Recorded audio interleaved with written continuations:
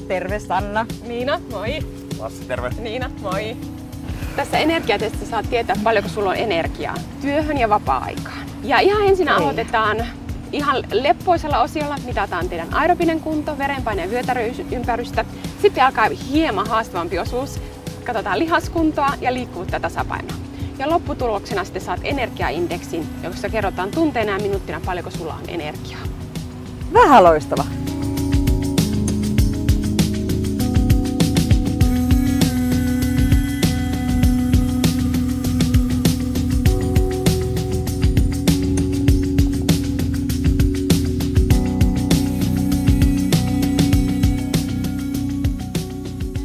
Ja 60 sekuntia täynnä. Molemmille täydet hyvä. pisteet. Hienoa. No niin, nyt on aika katsoa sitten yhteenvetoa sitä lopputulosta, sitä sun omaa energiaindeksiä.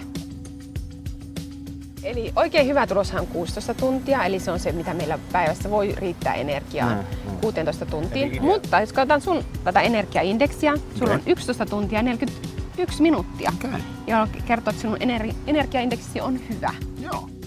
Eli sullahan on aerobinen kunto erittäin hyvä ja myös nämä lihaskunto, liikkuvuus, tasapaino, liikkuvuus on aivan huippulukema. Eli nehän on vahvasti, että näkee, että sä liikut paljon, oot aktiivinen, mutta nyt olisi tärkeää huolehtia myös sitä levon määrästä ja nukkumisesta. Ei muuta kuin nukkumaan. Ja kehohan kehittyy ja palautuu juuri levossa. Kyllä, Eli sen aivan, takia se on äärettömän tärkeä osa-alue meidän jaksamisessa. Tämä oli loistava palaute itsellekin niin kuin oman arjen elämisen kannalta. Niin loistava palaute. No Tämä hyvä. oli tosi hyvä juttu. Tästä on hyvä Kiitoksia. juttu. Kiitos. Kiitoksia.